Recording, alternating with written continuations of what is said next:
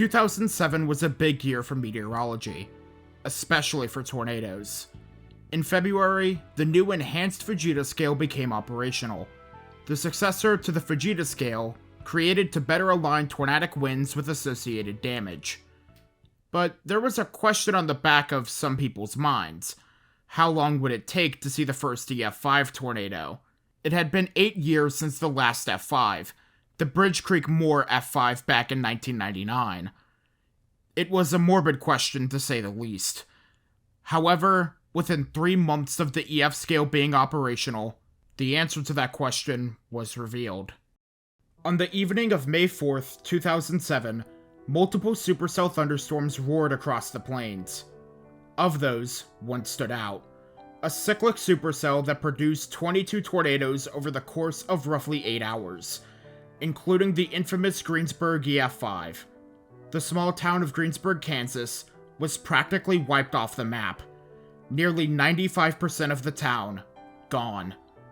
However, the destruction wrought to the small Kansas town is only part of the story, as the town decided to completely rebuild with energy efficiency in mind, becoming one of the most unique municipalities in the country. So today, I'll be taking a deep dive into the Greensburg EF5 and other tornadoes of May 4th, 2007, going over the synopsis, the environment ahead of the tornadoes, the twisters themselves, the aftermath, what Greensburg did in response to the tornado, and how the areas impacted are doing today. Welcome to Nature's Fury. Before starting this segment, I want to give a major shout out to Convective Chronicles for his in-depth explanation on this event, since there isn't an NWS page that does that. So his video was used heavily for reference. I also suggest watching his stuff regardless if you are interested in weather content in general. For meteorologists and chasers, the main day of concern was the 5th, as models showed a more pronounced threat for severe weather overall. But that doesn't mean that the 4th was anything to scoff at. On the 4th, a developing trough over the western United States began to move eastward, with a ridge over the eastern US. Closer to the surface, a developing area of low pressure began to take shape in Colorado and Kansas, with an associated dry line. The general expectation for the day was that the strong surface heating alongside high moisture would bring sufficient fuel for supercells to develop along the dry line, assuming they could break through the stout cap. Going into the evening and night, deep layer shear across the plains would increase as the trough advanced eastward. The low-level jet would kick in and help support the development of nocturnal tornadoes with the potential of additional supercells forming in Colorado. But let's dig a bit deeper. At the 500 millibar level, adequate southwesterly flow was present going into the evening, ranging from 35 to 50 knots. The 700 millibar charts showed multiple shortwaves embedded within the developing trough, which aided in storm initiation during the afternoon and evening. 850 millibar flow was minimal until 0Z, when the low-level jet kicked in, and brought in 40 to 55 knots of southerly flow into Kansas and Oklahoma. Effective bulk shear was around 40 to 50 knots, and effective storm relative helicity was around 300 to 500 meters squared per second squared.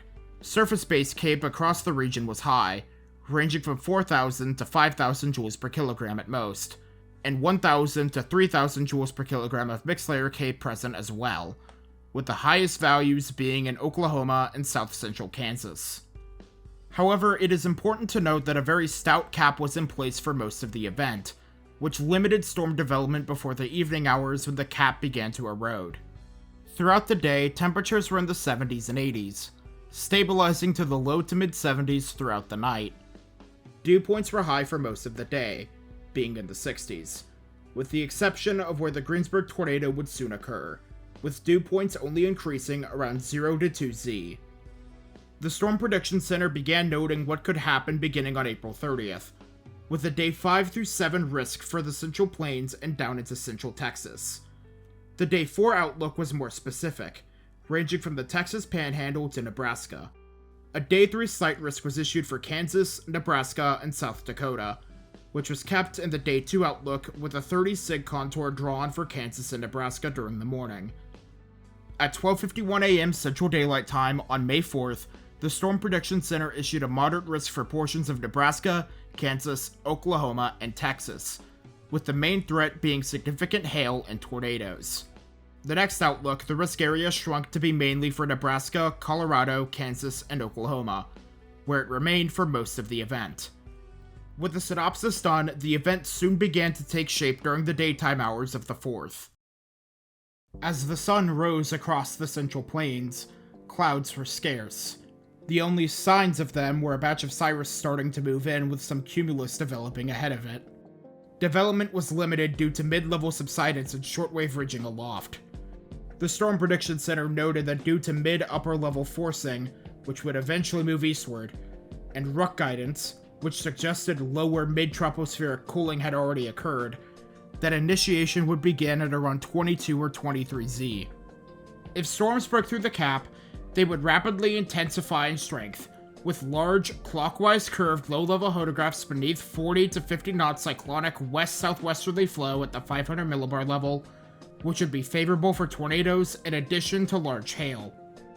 At around 5 p.m., the first cells fired off on the dry line on the Oklahoma-Texas border. An hour later, they started producing tornadoes, which occurred in the middle of nowhere. At 6:15 p.m., a tornado watch was issued for portions of Texas, Oklahoma, and Kansas, for the threat of tornadoes, scattered wind gusts up to 70 miles per hour, and hail up to 3 inches in diameter. Around 7 to 8 p.m., a group of thunderstorms fired on the Kansas-Oklahoma border. At around 8, the southernmost cell formed, which would eventually produce the Greensburg tornado. Chasers quickly moved to catch the forming supercell. One of the chasers was Mike Scantlin, who was chasing on the 4th due to having to work on the 5th. He was beginning to make his way home until he noticed the newly forming supercell starting to get its act together, and he quickly turned around to catch up to it. Man, that morning, the day after definitely was like the bigger event, and but it still looked good if a storm could break the cap. And this was before convective allowing models. We couldn't just pop open the HRRR or any of the convective allowing any of the cams. That's what I'm thinking of, the cams. You couldn't just see if anything looked like it was going to break the cap based on the models. It was pretty much just how warm are the mid levels, and throw a Hail Mary, just go and see. You got a lot of sunburns back in those days, a lot more sunburns than you see nowadays. But and we went out. We were in Medicine Lodge, and then we went further west. I'm pretty sure we had lunch in Coldwater and just waited all day.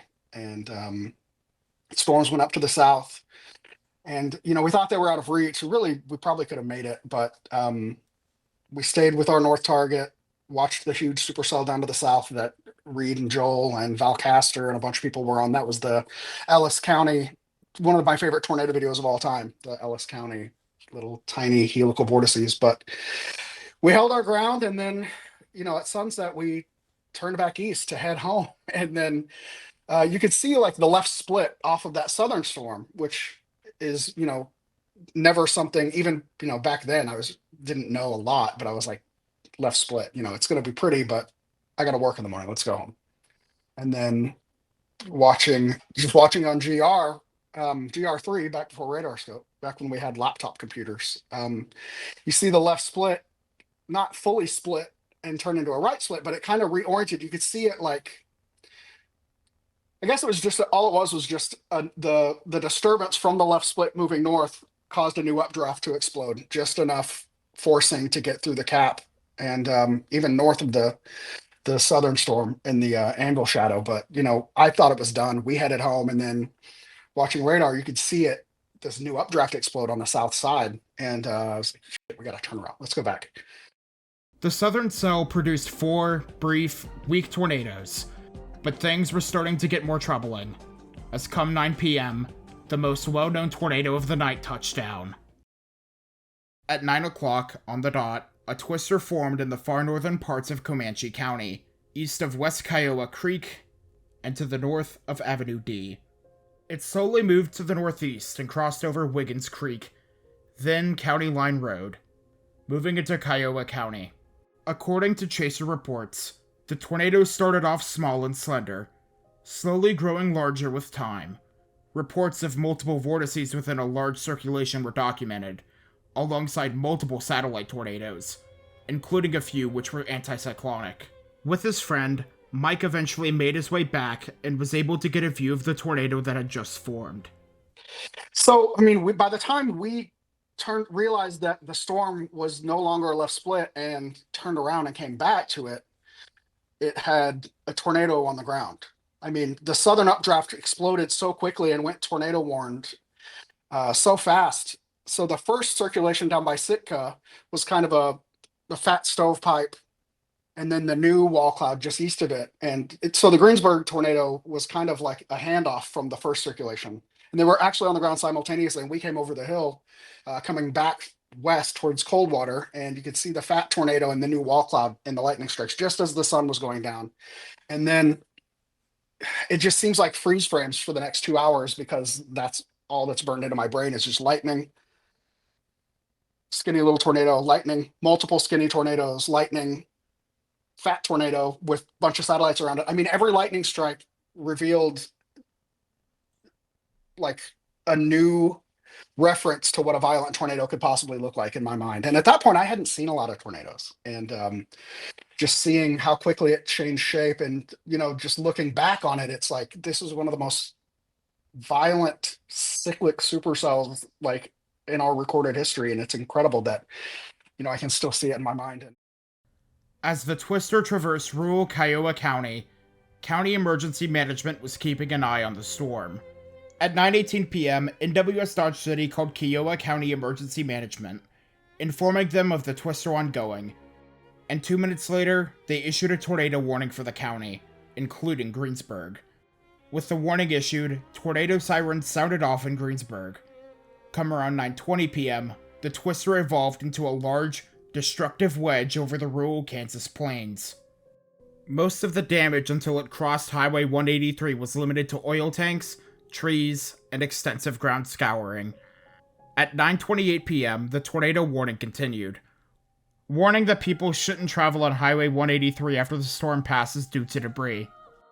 At 9:32 p.m., the twister, which likely attained EF5 strength at this point, crossed over US 183, reaching its peak width of 1.7 miles. Quickly, meteorologists' worst fear had come to fruition. The twister was aiming straight for Greensburg. NWS Dodge City put out another statement, noting that eastern portions of Greensburg appeared to be in the direct path. Another call was made to Kiowa County EMS. Minutes felt like hours as the twister was now moving due north. For the second time in NWS Dodge City's history, at 9:41 p.m., a tornado emergency was issued for Greensburg. Locals who weren't in shelter, upon hearing the news, quickly scrambled to reach safety. Local resident Frank Gallant, who was in a wheelchair, had few places to go, resorting to the center of his home. John Clark and his father hunkered down in the basement of their home. They owned a printing shop on Main Street. Steve Hewitt, a city administrator, rushed to his basement with his son. Rhonda Engelken huddled with neighbors in her basement. Those on the road were also scrambling. Terry Gall, a salesman, on his way back home from a business trip, pulled into the town's John Deere dealership, thinking that it was just a bad hailstorm. At roughly the same time, Mike was able to get photos of the twister in front of him, right as it was moving into town. Man, the pictures that I took, I didn't know how to use a camera. I still don't know how to use a camera. I don't know how to do anything. And I called a friend and I was like, hey, I've got this camera. How do I take long exposures? Like, I've got it on a tripod. And so we managed to get pulled over on the side of the road. I have this cheap tripod and I'm holding onto it as hard as I can. And he said, turn, the dial to where it says 15 seconds. Cool. 15-second exposure. Sure. And so many of those pictures are blurry because it's the inflow into this storm was 45, 50 miles an hour. And just standing there trying to hold a tripod in that for 15-second exposures, it was wild. But 4 or 5 of the pictures came out really well, and it's just a miracle. I just called the right guy and he told me how to do it. If he hadn't answered the phone, I wouldn't have taken those pictures. And man, we didn't know at the time. We thought it had missed town because As we went north, before it went into Greensburg, it kind of got wrapped in like a curtain of rain wrapped around the south side of it just for a couple minutes. So, we saw it to the west of the road with a bunch of satellites rotating around it. And then once it was on 183 in front of us, or 283, it's 183. It had kind of wrapped in rain. You could still see it, but there were satellites still all around it. And then it turned north into town and did the little curl. And whenever it turned north, it disappeared to us. We knew that there was going to be power lines on the road, so we tried to take a county road, got stuck in the mud just long enough to not notice that the tornado had curved north. And what we were seeing was the new tornado, the Maxville tornado. We thought it was the same tornado and that it had missed Greensburg to the south, and we were stuck in the mud. And we got out of the mud, headed home. And we were in Medicine Lodge getting gas at the Loves there, and they had the TV on, and it was KAKE, and Lanny Dean and Darren Brunin doing live reporting from like a house that had been annihilated in town. And I was like, oh, wow, we had no idea. We thought it missed town to the south. And, we definitely didn't realize the scope of it until the next day, and the following days, just unrecognizable, the entire town. So at around 9:50 p.m., the violent monster reached the town. Over the course of minutes, the slow-moving horror bulldozed everything in sight, producing widespread EF4 to EF5 damage. Those who took shelter prayed as they heard the ferocious winds overtaking their homes, ripping their hometown to shreds. A resident, Megan, told the NWS after the fact that she was watching Dave Freeman covering the twister at around 9:47. She noticed that the hail got big, fast. At 9:49, she looked at the time, grabbed a blanket, then got down by the couch as the winds picked up furiously. Then, the power went out. When she was getting ready to crouch, her ears popped. So did her neighbors and parents. And just for a moment, it stopped. It was quiet. Then just 15 to 20 seconds later, the windows exploded, shattering into pieces. And shortly thereafter, the walls of her home were being torn apart. At around 9:51 p.m., it sounded like a jet engine. For roughly 3 to 4 minutes, the tornado roared over her residence until it ended at around 9:55. Similar stories occurred all across the town. As the twister left Greensburg, it had finished occluding, rapidly weakening as it nearly finished a loop and lifting at 10:05 p.m.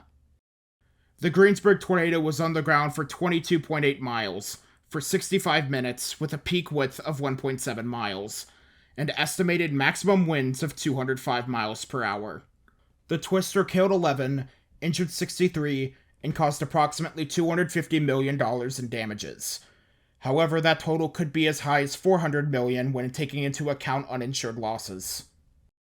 The night didn't stop. The supercell then produced 3 additional EF3 tornadoes, all of which had evidence based on radar to be powerful. Normally, I'd give them an in-depth bio, and originally that was going to be the plan. However, there's very little, and I mean very little information regarding any specific impacts, besides some basic descriptors. And any sort of in-depth damage photos after the fact, if there were any, are seemingly lost media or behind a paywall, outside of very surface-level satellite imagery. The Trousdale EF3 is notable for being 2.2 miles wide, being the second widest tornado at that time, only behind the Harlem, Nebraska F4 tornado. Both Trousdale and Hopewell nearly hit the towns they are named after, and both the Hopewell and Maxdale twisters killed 1 each. Besides that, and a bunch of mesoanalysis data that I don't have the ability to comprehend, there's not a whole lot on these twisters. Once the Maxville tornado dissipated, the supercell responsible for all of the tornadoes in southwest Kansas was starting to lose steam, with the velocity couplet becoming less organized with time. But it still produced 7 additional tornadoes, the last being a brief EF0. But as I mentioned near the beginning of the video, May 4th was not expected to be the main event. So what happened on the day in question, May 5th? At the 13Z outlook on the 5th, a high risk was issued for Kansas and Nebraska for the threat of strong tornadoes. Numerous tornadoes touched down from Oklahoma up into South Dakota, with the strongest being rated EF3. including an EF1 tornado that just narrowly avoided Greensburg. A very active day for severe weather, and thankfully most of the tornadoes seemed to stay in rural areas. But all the focus was on Greensburg. Prior to May 4th, 2007, the small town of Greensburg was most well known for having the largest hand-dug well. While it still held that record after that night, it became more well known for the tragedy that occurred. In the span of minutes, the entire town of Greensburg was changed forever. Shortly after the twister had passed Greensburg, those who took shelter slowly arose from their basements. Those nearby, including chasers, rushed into town to check on those impacted. Not many first responders were present at first. The reason is location. If you saw my video on the Rolling Fork tornado, the situation is very similar. The closest city that could be able to provide mass relief efforts was Dodge City. On one hand, it is a mostly straight shot from Dodge City to Greensburg, just a drive down US Highway 400. The problem is that it's a roughly 45-mile drive on US 400. The vast scene of destruction caused was mostly obscured by the darkness of the night. What they were able to see was horrifying. Once daylight arrived, the devastation became so much clearer. The damage just started outside of town. Rural homes wiped down to their slabs. Once you got into town, the scene of a city nearly totally wiped out was on full display. 95% of the buildings in Greensburg were destroyed. Homes were swept clean, with the only part of homes still remaining being their basements. Vehicles were thrown hundreds of yards away from where they once stood. Trees that were still standing were completely debarked and denuded. Neighborhoods in northern Greensburg were completely flattened and swept away. Major landmarks across town were heavily damaged or unrecognizable. The visitor center, which contained the big well, was destroyed. The well left intact but covered with debris. One of the objects that was blown away as well was the Greensburg meteorite, the largest palisite meteorite in the world. Thankfully, it was found a few days after the twister struck. Greensburg High School experienced the strongest winds from the south, with the walls collapsing onto the ground with others falling inward. City Hall flattened. The town's water tower toppled and smashed into the ground. The county hospital unrecognizable. The John Deere dealership was obliterated. The scene of overwhelming destruction was apparent across the town. But that was only one part of the devastation. There were the stories from residents. When people such as Ron Lyric and Verita got out of their basements, they came up to see only one wall of their home left standing. Their car was blown 60 feet away, with a tree limb in the front seat. Terry Gall saw two John Deere combines rocking before they began spinning rapidly, only to disappear with a twister as he was knocked into the back of his van, covered in cuts. John Clark pointed out to the New York Times where Hunter Drug Store was, which had a classic soda fountain, and the Twilight Theater, with a sign for concessions nearby. The county clerk, Evelyn Grimm, tried to salvage records in the basement of the destroyed courthouse, while city administrator Steve Howitt went upstairs from his basement to find no upstairs. Rhonda Engelken saw her neighbor's deep freezer across the top of the stairs, and the beauty parlor downtown that she ran was obliterated. Jose Peraza came out of the Dillons to the side of the freezer ripped off. His truck, weighed down by 40,000 pounds of oil, was thrown away like it was nothing. But out of all of the stories told, there's the most well-known story of Kelsey Schroth, who was interviewed on Storm Stories. Kelsey couldn't push the door open of her home to take shelter in Dennis McKinney's basement.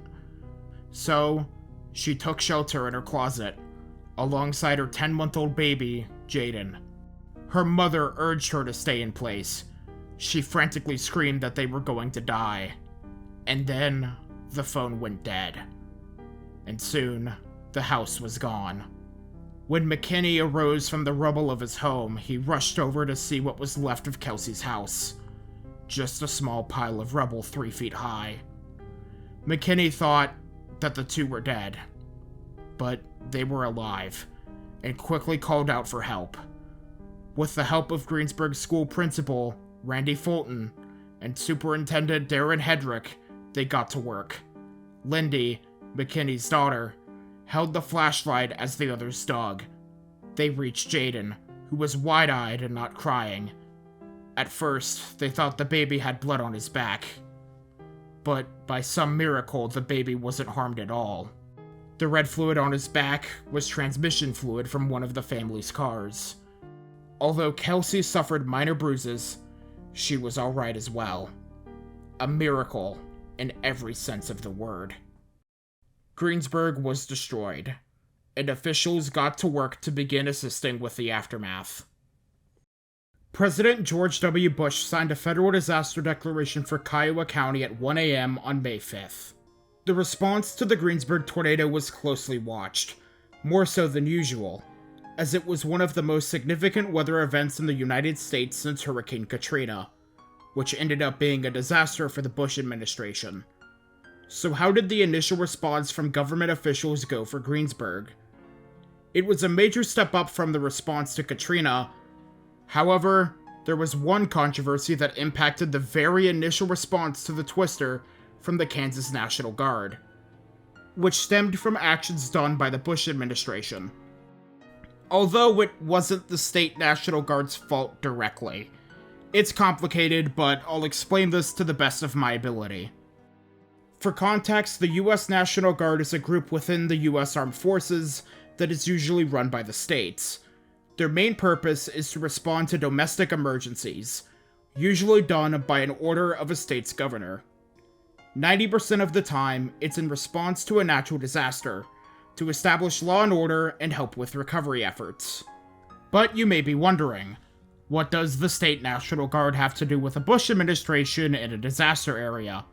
Well, the National Guard can be called into action abroad by the president. With that knowledge in mind, and given that this event happened in 2007, the answer is clear. It's the War on Terror. While the National Guard has been called in for every major US conflict, the War on Terror was when deployments reached a high point. Roughly half of all military deployments to Iraq and Afghanistan following 9/11 were members of the National Guard. Not to mention, state National Guard equipment was also transported overseas. For those watching who are in the military and are about to type up an essay about how I'm drastically oversimplifying the context, you are probably right because this is a video on the Greensburg tornado, not about the War on Terror. Given the deployments of troops and equipment overseas, governors in some states expressed concern that the heavy deployments could potentially harm the state National Guard's ability to respond to disasters at home. In the case of Greensburg, the impact was very apparent. An article from the New York Times stated that there was a lack of heavy machinery and responders, with only about half of the Guard troops who would end up responding being there by the afternoon of the 6th. It wasn't until that night when the rest of the troops and equipment came in from Wichita. Kansas Governor Kathleen Sebelius blamed the Bush administration for taking equipment for use overseas. Bush's press secretary fought back, stating that it was her fault for not requesting the federal government to fill the gaps in their equipment after the storm hit. Although saying it needs to happen after the storm hit doesn't make a whole lot of sense. The issue was that the equipment that would normally be somewhat close by wasn't there, and by implying that it has to be done after the fact guarantees a situation like this would happen based on that comment. Even then, wouldn't that be covered by asking for a federal disaster declaration? The more you think about it, the more that question just raises more questions. The main issue was equipment. The Kansas National Guard was operating with about 40% of its vehicles and heavy machinery, which explains the lack of a heavy National Guard presence in Greensburg until people finally came in from Wichita. The situation was a symptom of a much larger issue: the equipment preparedness of the US National Guard, which continued to grow as the War on Terror seemed to just never end. In the end, the National Guard did get additional equipment, just at a slower pace than they would normally. It's unknown whether that impacted search and rescue efforts. It's difficult to say given the threat of additional severe weather and a massive ammonia leak, which delayed efforts on the 5th and into the 6th. But the main takeaway from all of this was that the war in Iraq and Afghanistan made it more difficult for the Kansas National Guard to initially respond due to reduced equipment. On the ground, first responders got to work, performing search and rescue. A mandatory evacuation order was in place, and the community had to be evacuated for a total of 3 days, due to a combination of more severe weather, a large ammonia leak, and general security reasons. Once things got less hectic, the U.S. Forest Service set up a base camp and served more than 36,000 meals for the 4 weeks following the tornado. And FEMA installed hundreds of mobile homes that soon housed about 300 families. Once locals got back into town, they began to go through their belongings and did their best to cope with the tragedy that happened to their small community. Rodney Prosser, a soldier at Fort Riley, returned to his destroyed home, but his new truck, while heavily damaged, still turned on. Tom Corns, the president and CEO of the Greensburg State Bank, which was destroyed by the twister, alongside his wife, distributed thousands of dollars in cash from the bank vault to people in need. They asked for names and the amount people needed to loan, and handed it to those who asked. They cashed any checks that were handed to them, and even after the highway patrol had to leave to do other tasks, nobody stole any money from the cash that was left in plain sight. Volunteers from across the states came in to help clean up debris and provide resources. 2 bikers from New Mexico called Totem Jane and Ladders were moving through Kansas Avenue when they saw the destruction. They stopped, grabbed some rakes, and cleared up some of the debris. Charities from across the nation moved into Greensburg to help as well. On May 9th, President Bush visited Greensburg. The goal of his trip was to provide empathy to the people who were in desperate need of it. He met with emergency workers and residents alike, dishing out hugs and reassurance to residents. He visited what was left of the John Deere dealership, then spent 20 minutes talking with victims at one house. He told the press what he saw and what his purpose was there. I am struck by the strength of the character of the people who live here in the plains, who refuse to have their spirit affected by this storm. My mission is to, today though, is to lift people's spirits as best as I possibly can, and to let people know that while there was a dark day in the past, there's brighter days ahead. But once the initial press of what happened in that small Kansas town started to slow down, people in the community were divided on whether the town should even come back. For decades, Greensburg was struggling, just like many rural towns in the open plains. The population had been in a steady decline beginning in the 70s. As to why, locals say it was due to changes made in the agriculture industry. The ag industry is making more money than in the past thanks to major advancements in technology. But with those advancements in efficiency, less people are needed to work the farmlands, and as such, more people, especially young adults, left their small towns for college and got jobs in urban and suburban America. So, when you have a town that was already dealing with a declining population, and it gets hit by a violent tornado that wipes out 95% of the town, you end up in a situation where many residents give up.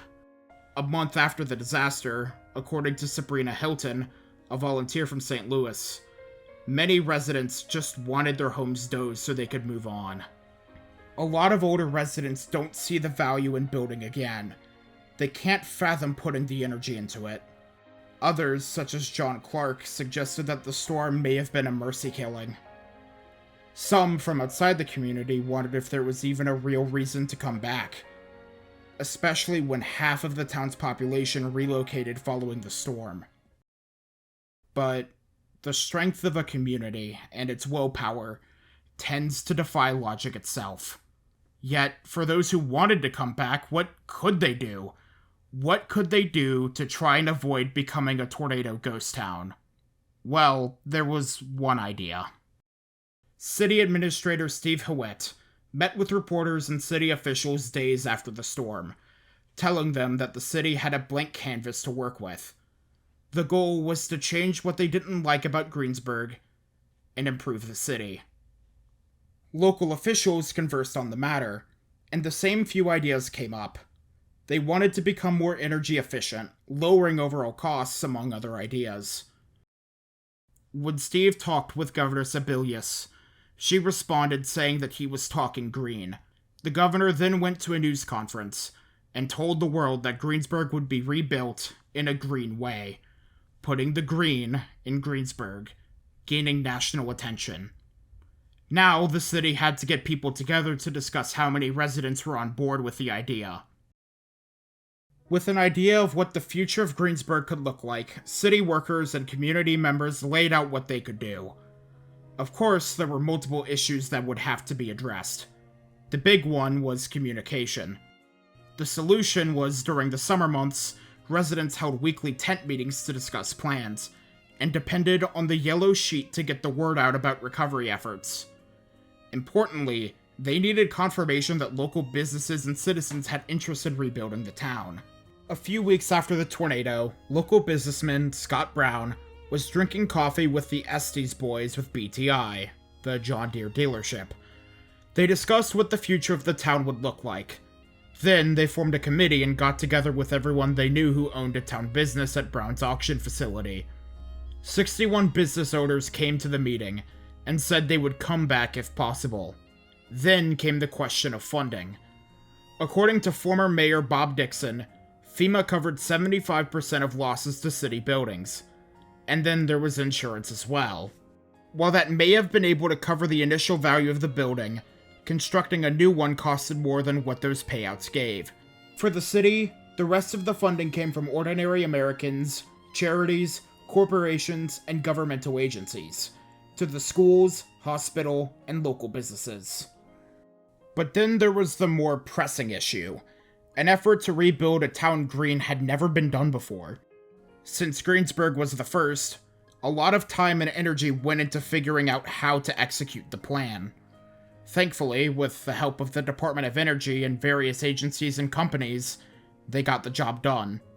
But not everyone was on board at first.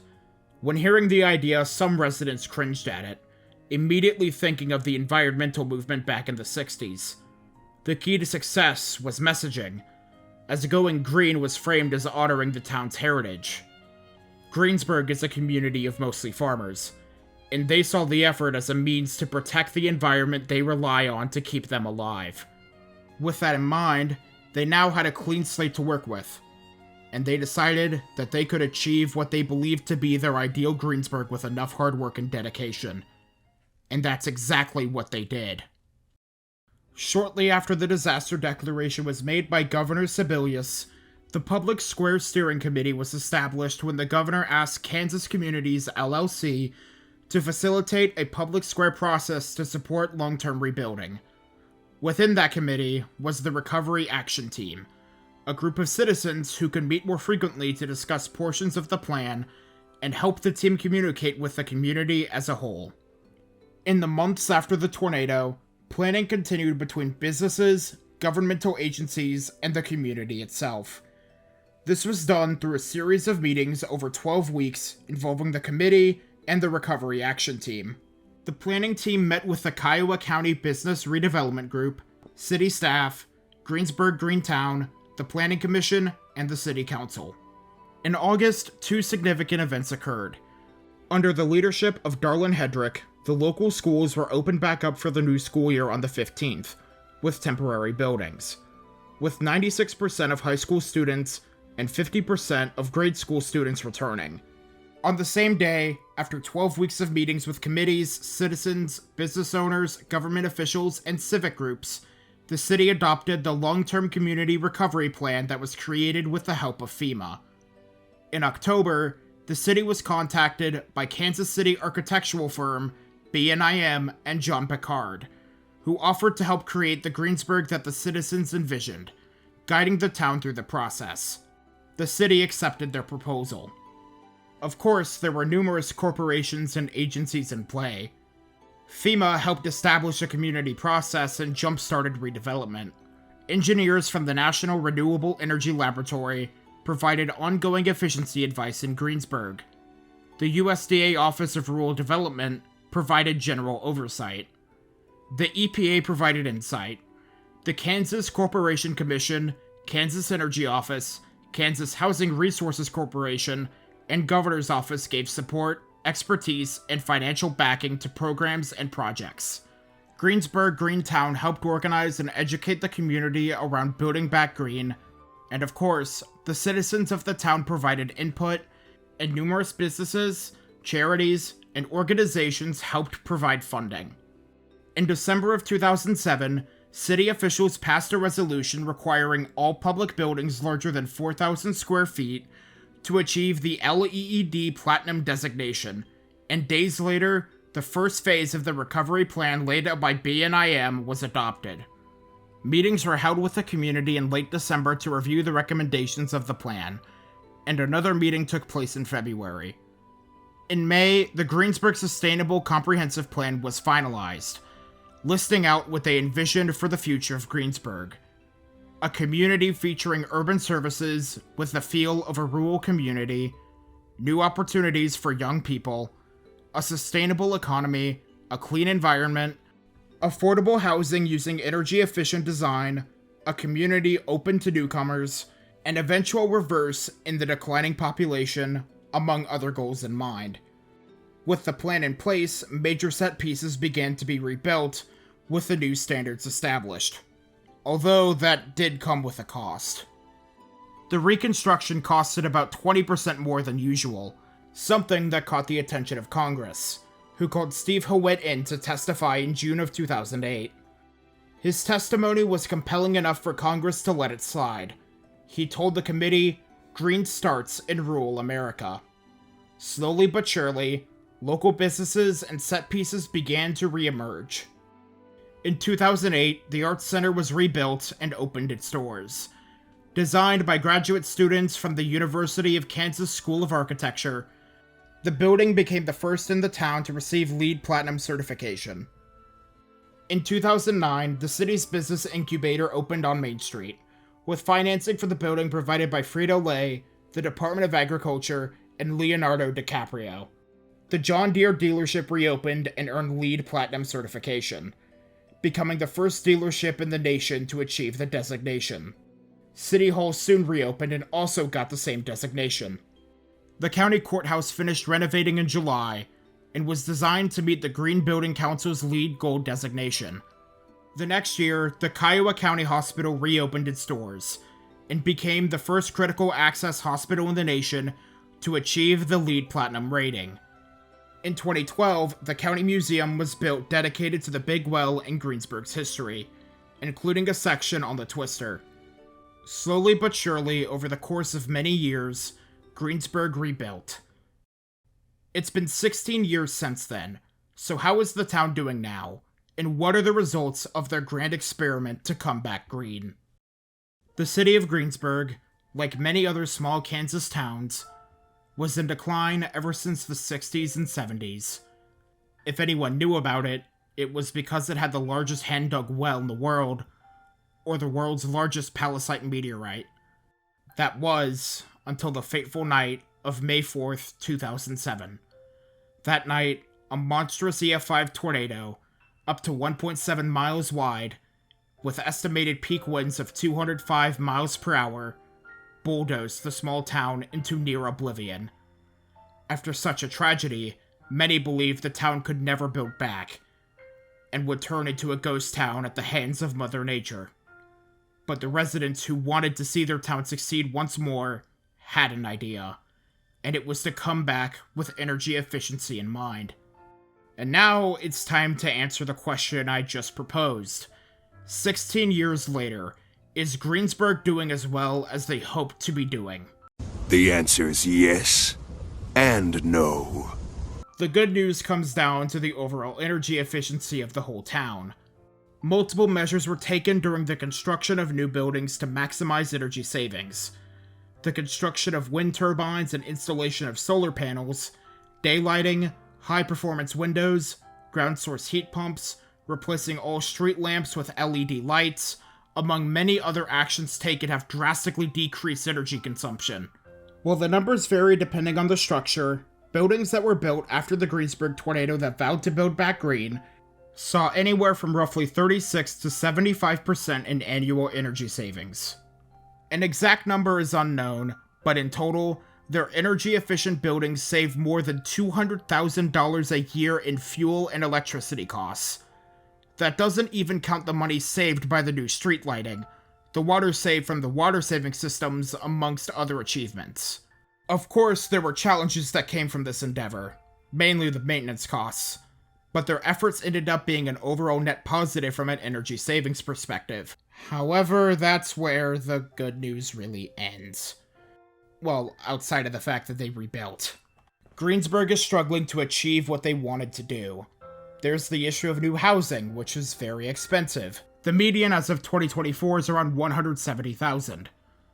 Even with the knowledge that building back green did increase the cost of reconstruction, it's important to note that, 1, the United States is dealing with an affordable housing crisis, and 2, newer homes in general cost more than older ones of the same size. So knowing whether the increase in price was due to building back green by itself is hard to say. The main failing came down to the population and the potential for newcomers. The population of Greensburg as of the 2020 census was 740. The population in the 2010 census was 777. A net loss of 37. There are two ways to look at the results when it comes to the population. The first and more nihilistic way to look at it is that they failed to do what they set out to do regarding their population, and therefore, their efforts of coming back in a green way to attract new people failed. But there's a more reasonable way to look at it, all things considered. The major issue with Greensburg, regardless of how they rebuilt, is its location. Like it or not, Greensburg just doesn't offer many high-paying, high-education jobs that can afford expensive housing. And while that isn't inherently bad, there are many towns where many people live who work elsewhere, the closest major area to Greensburg, like I said before, is Dodge City, about an hour away. There is a place in Greensburg for people to open businesses, but it remains empty as companies see it as a waste of time and money to set up in Greensburg, which is so far away from a larger population center like Dodge City or Wichita. The town overestimated how many outside companies would be interested in starting up in Greensburg, and as a result, less people moved in. From purely a numbers perspective, it may seem like a total failure. But in another way, for the population to only decrease by 37 in the span of 10 years, after everything that had happened, is extremely impressive. Not to mention, the town rebuilt, people still live there. To the residents of Greensburg, they believe they were able to survive because they built back green. By coming back green, there was a ton of press, books, multiple television shows, you name it, that likely wouldn't have been there otherwise. Anecdotals from residents also mention that there are people who are moving to Greensburg. Not as many as they hoped, but they are moving into town now and they are welcomed with open arms. Greensburg did not want to be remembered as just a tornado town. I believe that has been accomplished. Greensburg is more than just a tornado town. It's a town that had everything taken from them, and they used that opportunity to build back and become one of the most unique rural towns in America. Not only that, but they've become an inspiration and a symbol of hope for many places across the United States. After major tornadoes such as the Joplin tornado, one of the first places contacted in the immediate aftermath was the small town of Greensburg to ask for advice on what to do next. Even if everything didn't go as well as they hoped, it speaks volumes that they are contacted to help communities rebuild to this day. Their story is what many like myself remember Greensburg for. It's why people come to them for advice after natural disasters. The story of what the Twister brought to the small town and what happened afterwards is one that the residents can never forget. And it's a story that I will not forget anytime soon. Special thanks to my proofreaders, those being Foxtrot, Gamma Ray, Garrett, and Jessica, Celtic White for the character stills I use, Zinel, Cyanide Blue, and Crackalick for letting me use their music whenever I use it, Mike Scantlin for agreeing to an interview and letting me use his photos in the video and for the thumbnail, and everyone for watching, it means a lot.